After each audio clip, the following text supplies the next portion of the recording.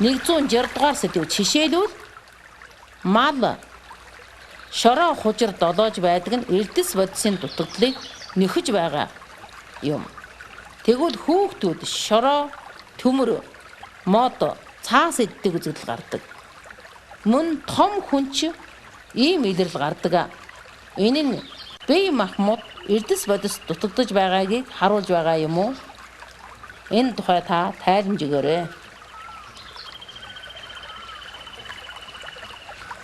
Одоо энэ бол одоо мал амтан юм уу хүн гэдэг очир харагдаж л байдаг. Телевизээр нүүрс идж байгаа хүн ч л харагдаж л байдаг. Янз бүрийн хүн байна. Энэ том хүн даваад хэлвэл энэ шинэ хичээлтэй нэг холбогдол байхтай байхаа гэж би бодож байна. Том хүн даваад өгвөл харьцангуйгаар одоо тэр сэтгэлийн асуудалтай юм уу? Ямар нэгэн юм дутагдж байгаа юм уу? Тэр сэтгэл зүйтэй их холбогдолтой. Харин эрүүл мэндийн тэр биеийн дотор эрдэс бодис дутагдж байгаа холбогдолтой байж. Тэгээд одоо гажиг занал байхгүй юу? Гажиг одоо хоол иддэг, гажиг зүйлийн юм иддэг, гажиг юм юу яадаг, олон зүйлийн гажигуд байдаг шүү дээ. За иймэрхүү юмтай холбогдолтой байх гэж бодож. Гэвч бол хүүхдтэй бол харин би бодох юм бол тэр бол төрөлхийн нэг зүйлийн авьяас гэдэг юм уу, төрөлхийн нэг зүйлийн илрэл, тийм төрөлхийн юм чадварын илрэл байхгүй юу? Тийм болохоор бол эрдэс бодис юм уу, витамин дутагдсан бол энэ хүний биеийн дотор одоо иймэрхүү зүйл бий болж болно. Ингэж ойлгож байна. Тэгээд эмнэлэгт очиж үзүүлээрэй. Ер нь бол одоо зарим нэг хүн бол нэг үнэхээр тийм нэг юм идээчихмаар байна. Ингээд дахин тархинд нь орж ирдэг байхгүй юу? Энэ бол тэр гажигтай бас адилгүй. Энэ үед бол бас магадгүй таны биеийн дотор эрдэс бодис юм уу ямар нэгэн зүйл дутагдж байгаа. Зарим хүн гэдэг чинь би тийм нэг идчихмаар дотроос нь цаанаас нь гарч ирж байгаа байхгүй юу? Тийм ээ. Энэ бол одоо тэр гажигтай бол хамаагүй, сэтгэл зүйтэй хамаагүй. Энэ бол харин биеийн дотор ямар нэгэн зүйл дутагдж байгаагүй гэдгийг илэрэл байгаа байхгүй юу? Эрдэс бодис одоо витамин бол одоо хүний биед яахын аргагүй одоо дутагдж болсгүй шимтэж яа штэ. За ингээд хүний өсөлт, боожилт, эрүүл байх, тэр дархалгаа систем бүх юмд холбогдолтой тийм ээ. Одоо ийм болохдоор бид нар одоо хэрвээ уураг дутагдах юм уу, өөх дутагдах юм уу, шихрийн төрөл дутагдах юм бол бид нар үлсдэг штэ тийм ээ. Ингээ мэдрээд авчихсан. Гэвч бол эрдэс бодис витамин дутагдах юм бол бид нарт ямар ч илрэл гарахгүй. Гэвч эрүүл мэндийн цаагаараа ингээ тохирж яадаг байхгүй юу. Тийм болохоор энийг одоо бас нэг жаахан ойлгож мэдэх хэрэгтэй. За ийм болохоор одоо хэрвээ эрдэс бодис дутагдах юм бол одоо хүүхдийн дадаа даваад гэх юм бол өсөлтийг нь нөлөөлнө штэ. Оюун тархинаач өсөлт одоо биеийн өсөлтийг нөлөөлнө, сөндөн хөлс гарын духан алцарцсан л байж байдаг, буйлнаас нь зус гарах тэгээд олон зүйлийн шөрөмсөн татан тийм ийм олон зүйлийн одоо юунууд гарч ирнэ штэ. Адгал жил шүдэн ингээд орхойд амарх ортгоод. Тэр чинь тэр флор дутагдж байгаатай шууд холбогдолтой штэ. За ингээд олон зүйлийн юм байна л дээ. Том хүн давч хэлвэл бас л одоо эрдэс бодис дутагдах юм бол хөл гарна, бэрэх, арьсан, хуурайтах, хагарах, тийм ээ, өсөн нуунах, нуруу хөрл гарна, нөвдөх, аман шархаллах тэгэл олон зүйлийн юм гарч ирлээ л дээ. Одоо эмэгтэй хүн давч хэлэх юм бол одоо сарын тэмдгэнд дэгшгүй болох тийм ээ, толгой нэргэх тэгэл олон зүйлийн юм өвчнгүүдийн гарч иж байгаа. Энэ явна учиртай байна гэвэл амархан одоо ийм боддоор бол дид эрүүл мэндийн байдал үүсэж байгаа байхгүй. Яагаад гэвэл засрын хүнд хэлжсэн шүү дээ. Ингээд эмнэлэг дээр очиод үзүүлэхдээ боттой юм гарч ирдэг. Гэвч бол цаанаа одоо ингээд биеийн одоо зовирлаад юм уу, биеинд нь ийм шин тэмдэг гараад байдаг. Гэхдээ ийдгэрийн хувьд нь бол хамгийн гол нь таны биеинд бол одоо цохимжэнэ тийм эрүүл бус байдал илэрж гэнэ гэсэн үг. Энийг яанаг бол та өөрийнхөө хүчээр, өөрийнхөө зөв хооллоод, өөрийгөө зөв авч яваад ингээд тэр эрдэс бодисын нөхөд ингүүл сая таны байдал эргээд эрүүл зүгд юм. Тэгээ цаашаа их хүндрүүл одоо мэдээж дид эрүүл мэндийн байдлаас нь дахиад өвчтний байдал зүг юм штэ. Ийм талаас бол ойлгох хэрэгтэй. Заавал одоо нэг жаахан ийм илрэл гарвал заавал ийм өвчин байна гэсэн асуудал биш. Гэвч бол таны бодис биеийн дотор байгаа тэр эрхтнүүдийн үйл ажиллагаа чинь самуурд орд юм уу, тэр эрхтнүүдийн үйл ажиллагаа чинь сайн ажиллахгүй байгааг л хэлж байгаа байхгүй юу.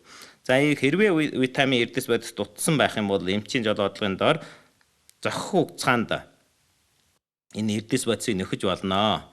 Хамгийн аюултай бол урт удаан хугацаагаар их хэмжээгээр нөхөх юм бол бас эргээд эрүүл мэндэд тохирж байгаа байхгүй. Тийм болохдоор бид нар эрүүл мэндийн тухай суралцаад ийм нэг үг байдаг ч дээ ерөөсөө эмээр нөххийн оронд хоолоор нөхөө гэж. Та өөрийнхөө байдлыг сайн мэдэн штэ. Та яагаад ийм байдалд хүрж байгаа юм? Та хоол голдог юу? Та ямар хоолоор голлож байна уу? Энэ асуудлаа шийдвэрлэх хэрэгтэй байна. Энэ 6 зүйлийн шимдэж жээлийг та төгс авч чадж байна уу? Энэ 8 төдийн хоол хүнсийг тэнцвэртэй байлгаж чадж байна уу юу? Тийм ээ. Энэ талдаа та өөрийнхөө юунд одоо хяналт хийх хэрэгтэй байхгүй. Тэгээд та одоо эрүүл байхын үндэс эндээс бүрднэ гэж би бодож байна. За баярлалаа. 161-р сэдв. За мөнхөө багш та одоо нэг өдрийн хоолоо яаж зогстой тохируулах тухай тайлбарж өгөөрэй. Зөвлөмж их болов гэж. Ардын үгэнд дулаана өрлөөгийн хоол алт, үдийн хоол мөнгө, оройгийн хоол хүрэл гэдэг. Тэгвэл бид одоо нэг өдрийн хоолоо яаж одоо эхлүүлүүл цохох юм? Өрлөөгийн хоолоо идэхгүй бол турч чадах юм уу? Тэгвэл яаж тохируулбал энэ тохиромжтой сайхан нэг эрүүл чихрэг хоолж чадах уу? Энэ талаар зөвлөмж өгөх болов. Хүн ер нь өглөө босохдоо нэг одоо аяга ус ууж бай. Энэ усыг чинь юу гэдэг нь бол ам аврах усаа гэж хэлж байгаа юм л да. За энийг бол бити хитэн ус ууж байгаарай. Бөлөн ус уу. За дотор нь бол тэр юу хийж болно? Зөгийн бал хийж ууж болно. Би бол одоо тэр силентэй шидэт мөгийг хийгээл өглөө уудаг юм. За энэ усыг яагаад ам аврах ус гэж хэлж байгаа юм бэ гэвэл энэ дотор олон учир байна шүү. Бид нар одоо орой амьсгалаараа, хөлсөөрөө, шээсээрээ их хэмжээний ус алдчихж байгаа байхгүй юу. Тэгээд энэ үед чинь бид нарын өглөө босоод ирэх үед бид нарын цус чинь одоо өтгөрчихсөн. Дээрээс нь одоо цусан даралт чинь өндөр байдгийн өглөө, зүрх чинь хурдан зохилт юм. Тэгээд одоо энэ олон юмнуудыг яах юм бол хэрвээ та нэг аяга ус уугаад бол цусыг чинь шингэлэн зүрхнээ зохилт цусны аварсгалт чинь одоо их сайн болно шүү дээ. Дээрээс нь ходоод эзэн замын чинь нээн одоо тэр эд эрхтнүүдийн амралтын байдлаас ажиллагаат байдалд орох чинь их сайн нөлөө үзүүлнэ. Тэгээ биеийн дотор байгаа тэр хаягдмал бодисууд орой нэг хэмжээний хэмигийн үйлдвэр явагдаж л байгаа шүү дээ хүний биеинд. За тэр хортой бодисуудыг чинь гадагшлах хүртэл таныг ажлыг одоо дэмжих таны одоо хэрвээ одоо энэ зүрх цусан судасны өвчтэй хүн юм уу дунд наснаас дээш болсон хүнс бол заавал энийг ууж явах хэрэгтэй. Ингүүл таны энэ өдрийн ажлын нэг сайн эхлэлт болно гэж би бодож байна л дээ. Тэгээд одоо зарим улсууд бол өглөөгийн хоолыг идэхгүй байгаа. Энэ бол их буруу л да. Өглөөгийн хоолоо идэжээ. Тэгээд өглөөгийн хоолыг идэхдээ бол шимд хижээл их сайхан баялаг хоол идэжээ. За дээрээс нь бол хамгийн чухал нь бол одоо нүүрс усны нэгдэл яхаа илүү байж болно. Яагаад гэвэл өглөө босонгуудаа бид нар энерги хэрэглэх чухалтай байдаг. Хүний биед чинь одоо бүх юм бол энерги хэрэгтэй. Энергийн хамгийн гол авдаг юм чинь бол үзмлэг шихрээр авдаг байхгүй. Энэ шихэр нь хаанаас ирнэг бол одоо нүүрс усны нэгдэл шүү дээ. Эндээс хангагдаж байдаг. Ийм болохоор бид нарын биеийн эрүүл мэнд, бидний ажил одоо бүх талд бол энэ чухал үйлдэл үзүүлж байгаа байхгүй юу. Тийм болохоор өглөөгийн хоолыг яаж идэх бол одоо иймэрхүү байж болно л доо тийм ээ. Нэг аяга сүйтэй, жаахан талхтай идэж болно тийм ээ. За тэгвэл одоо тэр олон зүйлийн будаана шүмсүүд юм уу, буурцгийн шүмс идэж болно. За тэгээд дээрээс нь бол өндөг, бууз юм уу, мантуу юм уу иймэрхүү юм идэж болно шүү дээ. Тэгвэл одоо бити тэр тосонд шаарсан юм уу, тэр дарчсан хоолуудыг одоо бага идэх хэрэгтэй. Ер нь бол би энд сануулж хэлэхэд хоол болгондоор түүхийн ногоо идэж байгаарай. Энэ их чухал шүү. 3 хоолынхаа дунд жимс идэж бай. Энэ их чухлаа гэж. За залгаад хэлэх юм бол би нэг арга танилцуулъя гэж бодож байна л дээ. Энийг олон хүмүүсд одоо одон телевизээр би гаргаж ясныг үзсэн баха. Миний холбоо вандар бас олон юм зөв хооллох хичээлүүд байгаа. Тэн дээр ч үзсэн байх. Өөрөө тэр буурцгийн ээдэн хийж уудаг. Буурцгийн зутан хийж уудаг. Тэрийг бол яагаад гэвэл би бол миний найрлаганд бол олон зүйлийн буурцаг, тэгээд тэр ирэмми, хар буурцаг, газрын самар, намга, шарлуун, за дээрээс нь мөг одоо ийм олон төрлийн юм хийгээд нийт 12 төрлийн юм хийгээд ингээд тэрийг баг-багаар хийж штэ. Тэгээд энэ өөрөө хийдэг тэр нөгөө машин дотор хийгээд ингээд туслага гаргах чинь. Энэ их сайн хоол болно өглөөгийн хоол. Би бол их сайн хоол гэж бодож байгаа. За дээрээс нь би бас нэг одоо өөрөө хийж иддэг одоо янз бүр хэлж яана л дээ. Одоо зарим газар каксаасан боо гэж байна, зарим газар цагаан боо гэж байна. Манай энэ дулаг өөхий л гэж байгаа. Шууд ямар тос хэрэглэхгүйгээр ингээд тогоон дотор хоёр талаас нь халддаг тогоон дотор ингээд хийдэг борцгийг хэлж байгаа байхгүй юу. Тосхийгээ шаардчих юм бол утга уулаг болно. Тэгтээ би энэ борцгийг шаардтаа бол яаж хийдэг гэвэл цагаан гурил нэг хэсэг, тэгээ юмян гурил, гурвуулжин будааны гурил гэж хэлдэг, сагдын гурил тийм ээ, эрдэн шишийн гурил, дээрээс нь модын өндөг хийж байгаа юм. Тэгээ баг зэрэг ургамлын тос хийгээ. Тэгээд заавал эсгүүрээр эсгэн шүү. Тэр нөгөө хурдан эс гэдэг нэг эсгүүр байдаг шүү дээ. За тэргээр эсгэн бити сууда хийгээрээ, бити хужир хийгээрээ. Хужир суудаа гэдэг бол шууд витамин B-ийг устгачдаг байхгүй юу. Хэрвээ энэ эсвэрээр эсгэгчдийн бол хужир хийхгүй бол тэр дотор байгаа витамин B-ийн төрөл нь улам их өсөн штэ. Улам сайн гарч ирнэ. За энэ нарийн аргуудыг та сонирхолтой бол миний тэр шингээсэн шингээлтэн дотор бол эрүүл хооллох хэсэг дээр энийг би танилцуулнаа. Одоо энд ямар зурагт үзүүлээд хийж чадах болцоо алга байна. За дөрөвд нь бол цаашаа бол одоо өглөөгийн хоол бол эрүүл мэндийн суурь тийм ээ. Тэгэхээр бол өглөө бол заавал хоол идэж явах хэрэгтэй. Өглөө хоол идэхгүй болохоор яадаг бол жаахан байж атал чинь нөгөө биеийн доторх одоо нэг шихрийг хэрэглээд дуусна. Тэгвэл яадаг бол тархич нь бол байнга үзмэлгийн шихрээр одоо энерги авч яадаг. Тэр энерги тэндээс авдаг. Тэгэхээр бол одоо бидний хамгийн доотлоор л одоо толгой эрэхгүй ч гэсэн одоо толгойн чийдлэх чадвар, анхаарал төлбөрөх муудаад ирдэг байхгүй. Цусны шихрээ буурчж байгаа юм чинь. Тэгээд одоо нэн илүү ажил хийж байгаа хүн сурагчуудад одоо муу үзүүлж байна. За тэгэхээр эрүүл мэндэд ч цаагаараа муу нөлөө үзүүлнэ шүү дээ. Зарим хүмүүсүүд одоо өглөө хоол идэхгүй, таргалахаас айгаад өглөө идэхгүй. Энэ хүний бие гэдэг чинь бол маш ухаалаг бүхэл зогц. Тэр чинь тохируулдаг. Өглөө идэхгүй бол өд дээр илүү идэх мөртөө чинь сайн шингээж авч чаддаг байхгүй юу. Тийм болохоор нэн илүү өглөө идэхгүй хүмүүс таргаан бууруулж чаддаг шүү дээ. Улам л тархлаад байдаг байхгүй юу. За ийм болохоор энэ талаар анхаарах хэрэгтэй. Тэгээд цаашаа удаад ирэх юм бол өглөө хоол идэхгүй болохоор бас одоодноо өвч олноо. Ингээд олон зүйлийн юмнууд гарч ирэх аюултай байгаа юм. Тэгээд одоо өглөөгийн нэг өдрийнхээ амьдралыг сайхан зөвөр эхлүүлж ягаарэ. За баярлалаа. 162 дугаар сэдв. Албан ажилтай хүмүүс өглөө гадна гарч нэг аяга бурцгийн шүмс тосон шарсан хөвсгөр бов юутё гар өрлөөгийн хоолон болгодог. Түүнд шим тижэл нь ямар болдог вэ? Энэ тухай зөвлөн жохолоо. Энэ нэг зогштой арга биш байхаа гэж би бодож байна. Яагаад гэмгүүл одоо тэр гадна байгаа тэр буурцгийн шүмс чинь ба штэ. Шим тижэл маш багтай байхгүй. Шим тижэл нь хаана байна вэ? Шим тижэл нь тэр дууф дотор байгаа юм.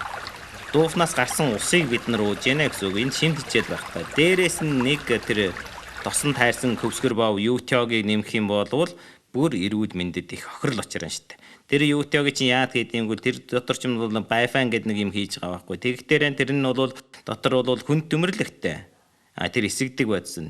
Дээрээс нь аваад хэлэх юм бол тэр хүн төмөрлөгч хүний үеийн тортой штэ. Дээрээс нь нөгөө тосч чинь байн олон удаа халаасан. Тэр дотор чинь одоо хот тавдар үүсгэх бодос үе төмөрөн бий болсон байна штэ. Тэр чинь эрүүл мэндэд маш муу байхгүй юу. Энэ хоолыг бол штэ хаяа идэж болноо. Гэвч бол үргэлж ийм маягтай хооллох юм бол таны бөөр, таны тарих, таны зүрх бүх юмд чинь маш муу нөлөө үзүүлнэ. Тэгэхээр бол үргэлж ерөөсөн ингэж идэж болохгүй. Залуучууд бол үргэлж идэж харагдаж л байдаг юм л да. За тэгвэл одоо хэрвээ заавал энэ дууф гадна очоод энэ дууфнаа юу унаа гэвэл одоо найрлага тэр дууф нор гэдэг нэг юм байт юм а. Тэрнтэй тэр дууфуутай болоод одоо бас өөр бууз мууз юм уу, мантуу юм уу, ийм холиод юм уу шимээс өөр юм холиод идэж болно шүү дээ. Тэгээд одоо энэ одоо ер нь бол энэ хүн төмөрлөгийн талаар бол одоо энэ агаарын бохирдол их байна, усны бохирдол их байна. Одоо энэ хоолн дотор чинь бас хүн төмөрлгүүд их байгаа байхгүй юу. Тийм болохоор бид нар ер нь яхан анхаарал тавиад энэ зээл гудмаар зарж байгаа энэ ариун цэврийн шаардлага хангахгүй мөртөөсөө дээрээс нь энэ төмөрлөг юм уу энэ хүн төмөрлгүүд орж ирээд энэ хүн төмөрлөгч хүний биеинд их хортой шүү дээ. Ийм болохоор энэ талаар бас анхаарч судалж сурах хэрэгтэй гэж би бодож байна. За баярлалаа. 163 дугаар сэдв.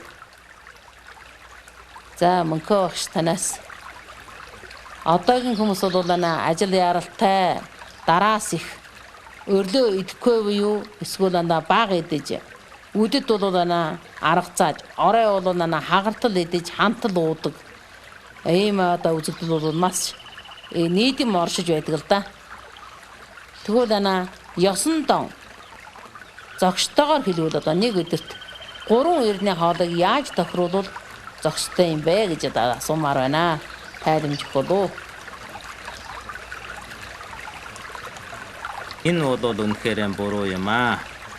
Эрүүл мэндийн тухайтай суралцаа, уурга тархиндээ эрүүл мэндийн төвийг бий болгоо гэж хэлмээр байна би. Тэгээд нэг өдрийн хоолыг бол ер нь бол 3 хувааж яхан зүйтэй байхаа. Тэгээд өглөөгийн хоолыг 30%-ийг, өдрийн хоолыг 40%-ийг оройгийн хоол нь 30%. За тэгвэл үдэд илүү шиг гэсэн ухаантай үг. За яг хөө энийг бүр нөхцөл боломжтой бол 6-7% хагаад идсэн ч бүр болно шүү дээ. Багаар олон удаа идэж явах бол маш сайн явдал л да.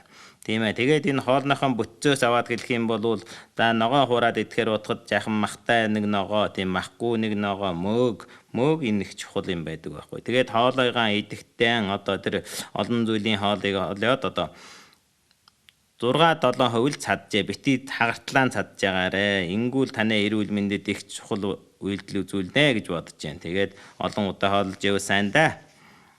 Тэгээд одоо оройгийн хоолыг бол нин одоо тийм энергиэр өндөр хоол идэж болохгүй. Орой чинь бид нар одоо юу гэдэг вэ? Мах идэж байгаа унтдаар сүн хар дараад байдаг шүү дээ. Түүн ямар учиртай болж байгааг бол их хэмжээний тослог хоол чинь ороод одоо биеинд орчтой зэрэг бид нар чинь орой яанаг бол амралтын байдалд бидний зүрхний цогцлогоо багасч чинь бидний тэр энергийн хэрэгцээ багасч чинь цусан эргэлт удаан болчих нь энэ байдлын дор та их хэмжээний мах их хэмжээний хүнд хоол идэхдээ зэрэг яах вэ гэвэл эдгээр шин нэг бол өөх болж хувирна. Хоёр бол таны дотор эргэтнээ чинь юм уу цусан судснаа чинь хандар юм уу эдгээр бодисууд чинь очид наалдаал цусан судсыг чинь натууруулаад цусан судсыг чинь нарсвилээд байна штэ. За ингээл одоо цаашаа хөгжөөд ирэхдээ нь таргалан одоо цусан судс натуурна ингээл баян эрхэм өвчнгүүдийн чинь гол гулантууд болж байгаа байхгүй юу. Тийм болохоор ер нь бол оройгийн хоолоос хойш 3 цагийн дараа л унтчихвэл их зүйтэй гэж бодож байгаа юм л да. Энэ их зүйтэй байх. За тэгээд ер нь бол энд бас нэг унтахынхаа өмнө заавал амаа угаад сураа. Өглөө харин угаахгүй байж болно. Юм идсэн л бол амаа заавал усаар зайлж бай. Энэ гол учрууд байна штэ. Нэг бол шүд орхоо идэх, хоёр бол энэ багал зур хоолойны өвчин үүсэх. За багал зур хоолойны өвчнөөс чинь болоод одоо бид нарын биеийн доторх дархалгаагийн системийн урвалаас болоод олон зүйлийн зүрхнээ өвчин үүж болно, үе гишүүнээ өвчин үүсч болно. Тэгээд энэ ерөөсөн багал зур хоолой гэдэг бол хүний ам багал зур хоолой бол хамгийн нэгдүгээр одоо нэгдмэл фарант гэж байгаа байхгүй юу. Энэ бол гаднаас орж ирэх дайсан нүттэй одоо дайн хийдэг их чухал газар шүү дээ. Тиймээс бол одоо амаа угаа цэвэрхэн бай. Манай монголчууд чинь дээр үед аягаан долоож байсан юм тийм ээ. Одоо бол долоохгүй би бол долоогоо л байдаг л дээ. Тэгээд би нэг энийг бодож байгаа юм. Монголчуудын бол дээр үед бол үг яриа тодорхой. Тэгээд одоо сайхан дуулна. Тэгээд багал зур хоолойны өвчин биднийг баг байхад их баг байсан юм. Одоогийн хүүхдүүд бол бараг 90-100%-аар хоолой багал зур нүгдээд байх шиг байгаа.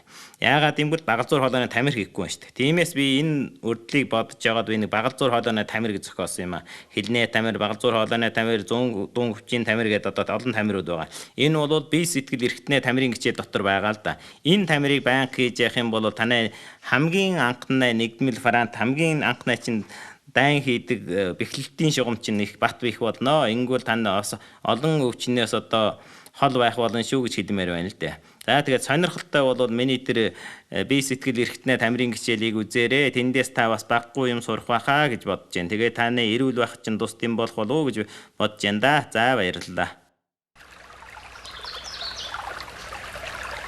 164-р сэдв. За тэгвэл одоо гал тооны гэрт орж одоо хоол хийхэд юунаа урд бол байна. Нэгдүгээрт бол ариун цэврийг батлах нь бол маш чухлаа гэж. Тухайлбал одоо ногоо угаах талаар одоо олон арга байдаг. Үүнд бол машнаар угаах, ногоо угаах, шингэн бас бол давус, учиртай ус зэргээр угааж болдог. Тэгвэл чухам аль аргаар нь угаавал хамгийн одоо эрүүл мэндэд ашигтай байх талаар тайлбарж болов. Би бас их олон талаас ойлгож одоо бас өөрөө бас туршиж одоо олон зүйлээс л хамгийн дүгм хамгийн сайн аргыг л шилжил байгаа юм л да. Тэгээд би ингээд харьцуулаад юм уу одоо тэр хүмүүсүүдийн хийсэн дуршилтаас ингээд дүгнээд үзэхэд ирнэ. Тэгээд урсгал усанд угаах л болоод их сайн юм шиг байгаа. Ямар нэгэн ногоо жимсийг бол урсгал усанд ингээд 30 секунд орчим угаагаад тэгээд та үнэхээр бас сэтгэл санаа амаргүй байх юм бол дахиад усан дотор дахиад шинэ усан дотор жаахан ингээд хэдэн минут 10 минут ч юм уу ингээд дитээж болно. Ингэсэн нь бол өнгөн дээр байгаа энэ химийн бодисууд одоо тэр нь бол алга болох болцоотой. За тэгээд одоо хэрвээ одоо түүхийн ногоо иднэ гэвэл заавал халуун усаар нэг удаа тагна гэж хэлж байна шүү дээ. Халуун усанд дүрээд л ав. Тэр нэг удаан хугацаа хэрэггүй 1 минут байхад л хангалттай. За ингээд одоо энэ нь бол ямар үйлдэл үзүүлнэ гэдэг өнгөн дээр байгаа бактерийг алж яан тийм ээ. хорхойны өндөгнүүд байсан бол устд нь тэр хот хавдрыг үүсгээд юм уу тэр тариалангийн хорхой алах юмнуудыг бас алга болгож болно. Дээрээс нь тэр өвсөн хүчлийн багасгаж болно. За гэх зэргийн одоо их сайн үлдээвтэй байгаамаа. Тэгвэл ногоо угаахын угаахын талаар бол би ингэж боджээ. 165 дугаар сэдв. 2 дугаарт бол байна түүхээ босныг бол байна заавал салгах хэрэгтэй. Эдлэг хэрэгслээс аваад олон зүйл бий гэж ургамлын гаралтай олон зүйлийн хоолыг бол түүхээ идэж болдог. Гэвч зарим хүн бол амьтны гаралтай хоолыг бол түүхээ идэж байдаг. Үүнд уснаа амьтан чанагчлуул адуу өхрийн махач бол тэгвэл одоо энийг чухам одоо яаж зогштой идэх талаар зөвлөмж өгөө.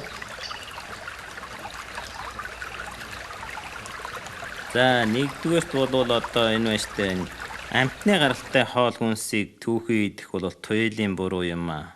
Одоо их түүхий иддэг юм чи монгол хүн ч яг хөө түүхий борц идэж л байдаг юм тэр чинь нэг сайн асуудал биш ээ.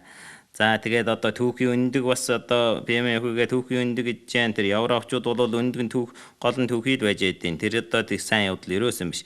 За тэгээд нэн илүү 70 дагуу оронд бол түүхий загснаа махыг хийж байна. Энэ бол туйлын буруу да. Ер нь бол хүн даваад хэлэх юм бол гидсэн замын систем чинь байна штэ. Тэр түүхий уургийг шингээх чадвар маш муу байд. Тэгээд түүхий уураг одоо болсон үед, атуурсан үед сая бид нар бол сайн шингээж авч чаддаг юм л да. Түүхий одоо амьтны гаралтай хоол хүнс ч юм аа штэ гидсэн зам дарахтаар амархан илжирдэм. Тэгээд хортой бодис үүсдийн энэ дотор нь бол энэ түүхий юм дотор ч маш ариун зүйлийн тэр нян гэдэг юм уу тэр жижиг бичил амьтангууд байдаг. За ингээд одоо өвчин үсгийн чинь их үсвэр болж байгаа байхгүй юу. Тийм болохоор одоо бид нар маш сайн анхаарах хэрэгтэй.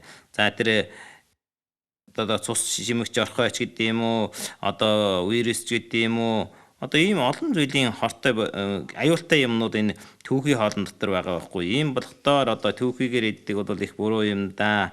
Энэ амьтны гаралтай хоолыг бол шинжлэх ухааны үндсэлтэй заавал болгож идэж байх хэрэгтэй. Муу зэвшил даатгалаа өөрчлөх хэрэгтэй. Хүнийг заавал дуурайгаа явах уу. Та өөрөө эрүүл мэндэд анхаарал тавьдаг бол та өөрөө л яа. Тэр улсууд түүхийгээр болохгүй байгааг бас мэдж байгаа л ижил байгаа байлгүй. Зарим нь тийм байж болно шүү дээ, тийм ээ. За ийм байна л дээ. За тэгээд одоо амьтны гаралтай хоолыг бол ингэж яриа. Тэгээд ургамлын гаралтай хоолны хувьд авч хэлэх юм бол нэг хэсгийн заавал болгож их чухалтай хоолууд байгаа л да. За жишээлбэл одоо энэ нүүрс уснаа нэгдлийн хоол хүнс байна, уураг байна. Энийг заавал болгож идэх хэрэгтэй. Энэ дотор чинь юу байна вэ? Амьтнаар одоо тэр савн тарианы үр гэж байна тийм. Буурцгийг заавал болгож идэх хэрэгтэй. Буурцэг дотор бол нэг зүйлийн одоо тэр хүний биед хортой бодис байдаг байхгүй. Хэрвээ энийг түүхийгээр нийтэх юм бол гэдс чинь хөөн, бөөлжин, туулган, аюул болгон дэндүүл одоо манарч магадгүй тийм ээ. За тэгээд төмснөө төрлийн хоолыг заавал болгож явах хэрэгтэй. Энийг болгохдоо байж та энэ нүүрс уснаа нэгдэл нь бол задарч гарч ирдэг. Тэгээд энэ нүүрс уснаа нэгдэл чинь бол хүний биед одоо энэ доторх байгаа уураг одоо хүний биед шимэгдэх нь сайн болдог. Хэрвээ одоо түүхийгээр идвэл энэ бас зарим зүйл нь нэг илүү буурцгны төрлийн түүхийгээр идвэл бас хордлого үүснэ шүү. Энэ аюултай 98 нас ч авах аюултай байгаа шүү. За тэгээд ногооны төрөлд орж ирэх юм бол аль болж игэл түүхийгээр идэж чадвал идэх хэрэгтэй. Хагас түүхийгээр идэж болно тийм ээ. Энэ зарим ногоогийг бол бүр түүхийгээр идэж болно шүү дээ. Ерөнхий олонхын ногоонууд бол бүр түүхийгээр идэж болдог юм. Тэгээд болохгүйг нь одоо хагас дутуу болгоод идэж болно. Ер нь бол ногоон дотор байгаа жишээлбэл ногоон онг дотор байгаа ногоон онгтой ногоон дотор байгаа витамин С бол байна шүү дээ. 100 градус болохтол 40-50% нь одоо устддаг витамин С. За тэгээд 10 минут болохтой зэрэг бүрмөсөн устддаг байхгүй. Тийм болохоор бид нар одоо ногоо эднэ витамин С-ийг авна, витамин С-ийг авна гэж чад ногоогоо чанаад болгоод 10 минут болгочих юм бол тэгээд өөр л ямар ч утга уулгагүй юм л идэж байгаа байхгүй. Тийм ээ. Энэ бол зөвхөн одоо гэдэгт үргэлжлүүлэлт болж байна шүү дээ. Тийм болохоор ногоог 1 минут болдог ногоог бити 2 минут болгож байна. Тийм ээ. Тэгээд энэ дотор бас нэг сайн үйлдэл нэг бол бид нар халуун усанд ингээд үрээч авд юм тагнаад авах үед 1 минут болоход энэ доторх байгаа өвсөн хүчил нь алга болчихно. Өвсөн хүчил гэдэг юм нь ямар учиртай юм гэхээр өвсөн хүчил бол гидсэн даманд кальцтэй нэгдээд гидсэн даманд кальцийг шингэхийг хориглоод байдаг байхгүй. Ингээд аажимдаа дандан өвсөн хүчилтэй ногоо идээд байх юм бол таны кальц дутагдана шүү дээ. Ер нь кальц бол тэгээд дутагддаг. За энийг одоо энэ дээр яах вэ? За түүхий идэж болдог ногоог түүхийгээр идвэл шимт хижээл нь одоо бөрөнгөсөд байдаг. Жишээлбэл одоо арга бас их чухал байгаа байхгүй юу? Саримсыг идэхдээ түүхийгээр идэх мөртөөс ингээд саримсыг бяцлаад 10 минутын дараа идэх юм бол тэр дотор байгаа саримсны хүчил гэдэг юм нь бол гарч ирээд хүний биед маш их сайн үйлдэл үзүүлэх юм байна. Шууд бөклөөр нийцчих юм уу? Шууд халаавал тэгээд 100% устчихж байгаа байхгүй юу бас. Тэгээ халааж болохгүй. Тэгээд саримсыг заавал түүхий идэх хэрэгтэй. Лууна төрлийн бол одоо заавал одоо болгож идүүлсэн. Шар улаан луун байдаг шүү дээ. Тийм ээ. Тэрийг бол жаахан тостой болгоод идэх юм бол 90% хүртэл шингэн. Түүхийгээр нь идэх юм бол 10% шингэнэ гэж байгаа байхгүй. Хүний биед ашигладаг. Тэр дотор бол бета хулуувангийн идэж шүү дээ. Витамин А-гийн төрлийн юм байхгүй юу. За ийм болохдоор бол бид нар бол зарим ногоог түүхийгээр идэхдээ зарим ногоог болгож идэх хэрэгтэй. Тийм. Тэгээд энэ дотор бас нэг витамин С бид нар хоол болгондороо заавал яхан түүхийн ногоо ижээ. Эннээ сайн учир нь витамин С, витамин С-ийг нөхөж байгаа байхгүй юу. Тэгээд бид нар одоо ингэ сэрүүн ногоо хийхдээ дотор нь яхан саримс хийжээ. Дотор нь яхан тэр хятад цуу хийжээ. Цуу хий. Энэ ямар үлдээтэй нэг бол витамин С-г нь хамгаалж өгж байгаа. Хоёр бол тэр дотор байгаа одоо бактериудыг устгаж өгнө штэ. Тэгээд эдгээр бодис чинь эргээд таны биеинд ихсэн. За яг хөө сонгон юу хийж болно?